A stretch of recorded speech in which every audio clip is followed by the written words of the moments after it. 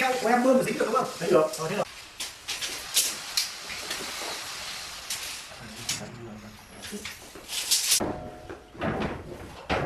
Cái này sắt đây anh. Cái này cũ. Đây chậu nhảy hả? Ừ bác. Sắt. Một cái 6 tiếng.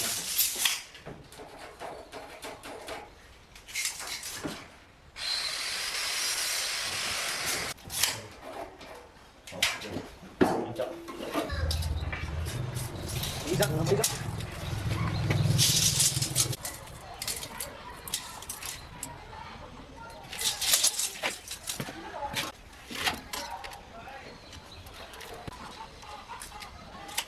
Khỏe. Tí dấu ấn được xuống rồi.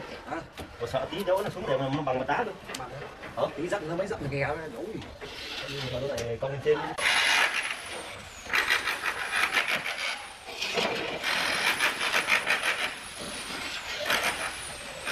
Anh giận dưới để em cắt không phải tí nữa.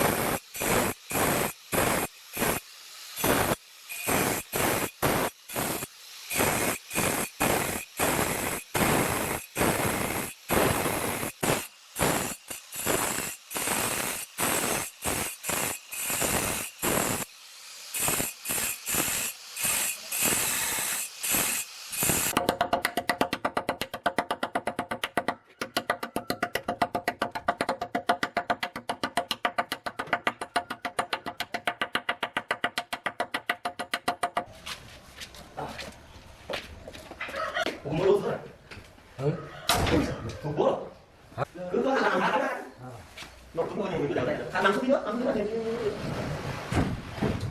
đấy giờ thuốc máy còn là cao còn xem bắt đầu bắt tay không tay đấy quần thường rồi tôi nhớ không vào đấy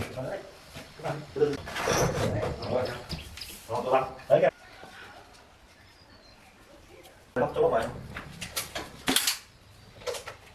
bắn một tí đi xong luôn thế nào cảm rất có thích đổ lên đá nhà thức kéo lên mình có thể là bộ vào cho vào thật rồi Tao biết đấy em thức nhà mặt như thế nào luôn mình yêu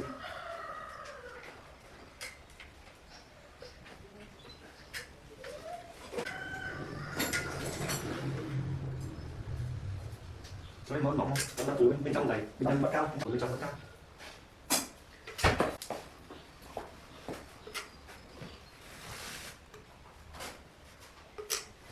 đầu từ nhảy nhá nhảy xong rồi ba anh mình làm ngang khinh khinh ngang nhá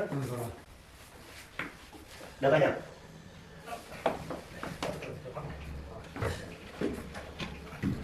cứ dịch đấy nhá rồi cứ dịch đấy rồi sát đầu rồi anh làm một em nó chưa lên được máu đúng ở trong đây xong rồi đầu tiên là trên đây bên là xong rồi tắt rồi tắt rồi đấy nhìn chỉ biết không mà tính tiền không